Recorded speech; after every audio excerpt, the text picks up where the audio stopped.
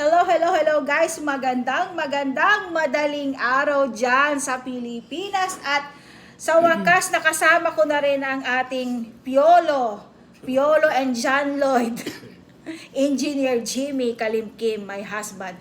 So, bumabati po kami ng maligayang bagong taon sa inyong lahat. Diba? Happy New Year, Happy New Year. Yes, Happy New Year po sa inyong lahat dahil dyan po nag-celebrate na po kayo ng New Year's Eve nyo, madaling araw na dyan. Mamaya pa lang. Mamaya pa po kami dito ng gabi at tomorrow. Anong gagawin tomorrow? New Year tomorrow. That is Rose Parade tomorrow. Sa Rose Bowl. Yeah, nakakalimutan na niya. New Year's Eve mamaya dito sa amin, and then kinabukasan nun is Rose Parade. Ito yung international na parade na nakikita ito ng buong mundo. Dito yon sa Pasadena. Saan pa ba? Diba? International po ito, guys. Ito yung, nung bata pa po ako, nandyan ako sa Pilipinas, napapanood ko na po yan. Television. And always, ang what do you call this, ang laging nag-i-sponsor sa kanila is Honda. Lagi Honda po to. Ngayon, stricto na po dito sa Pasadena, wala nang nakakapas. So yun guys, sa mga oras na to, stricto na po dito sa Pasadena at mamayang mga around 5 o'clock, isasara na yung bawat road dito kasi nga, syempre, talagang bukas po, preparation na po yan, yung Rose Parade na po bukas, so mamaya sarado na po dahil dadaan na yung mga float at doon ang assembly sa Rose Bowl, malapit talaga sa bahay po. So guys, bagong taon, bagong panimula, anong masasabi ng aking husband at nandito na siya sa Amerika, first time niyang mag-celebrate. Anong masasabi mo at may papayo mo? Anong New Year's resolution mo at may papaya mo sa ating mga viewers o mga, New Year resolution, alam nyo naman, pag New Year, talagang magbago ka, hindi lang sa taon na susunod ng 2024, sa lahat ng habang tayo nabubuhay sa ibabaw ng lupa, ang masasabi ko lang, magmahalan po tayo. Magmahalan po tayo, wag tayong mag-isip ng masama sa kapwa, at mag-share ng blessing. Kahit kami ganitong buhay lang, nag-share po tayo. Yun po sana, kahit na kung ano yung mayroon tayo, i-share po natin. We need to share our blessings. Hindi natin masasabi dyan na porket nag-share tayo ng blessings, nagyayabang na tayo. Hindi ganun yun guys, at pinopost pa natin. Tandaan natin guys, ang pag-share ng blessings sa iba at kahit i-post natin yon, walang masama doon, natural lang yun guys, especially kung nanggaling sa bulsa mo.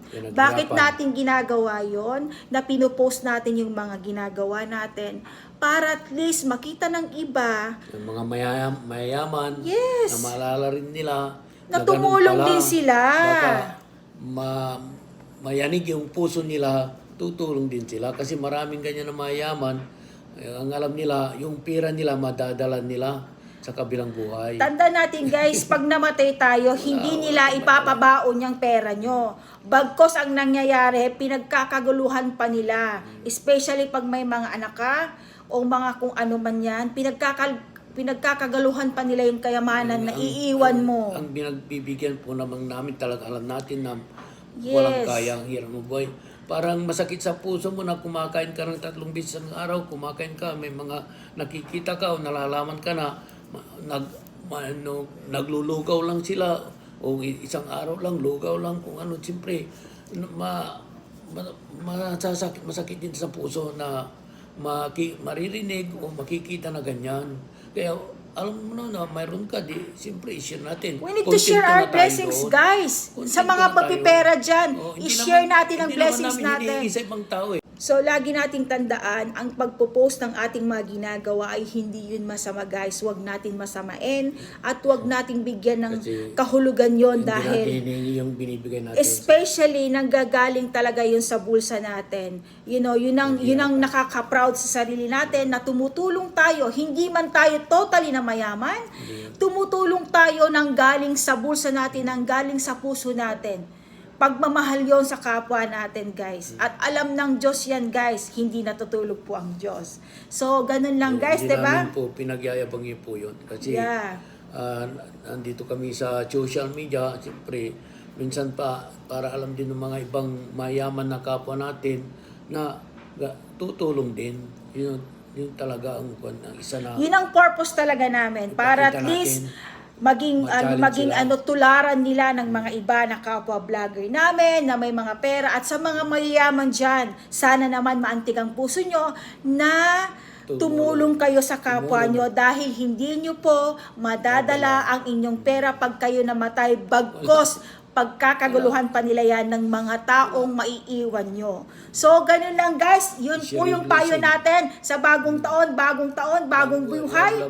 Love, love, love. Happy lang, good vibes lang. Mahal na mahal namin kayong lahat. Sa abot ng aming makakaya, aabutin namin kayo, no matter what. Kakanta kami, guys. Kung tayo'y matanda na, sana'y di tayo magbago. Kailanman, nasaan man ito ang pangarap ko. Makuha mo pa kaya ako'y hakan at yakapin. Hanggang sa pagtanda natin,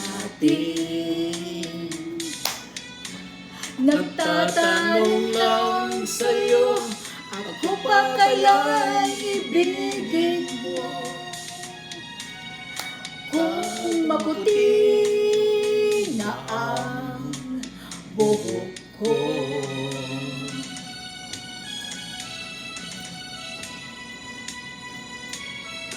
pagdating ng araw, ang iyong buhok ay puputi na rin. Sabay tayong mangangarap ng nakaraan sa atin. Ang nakalipas ay ibabalik na.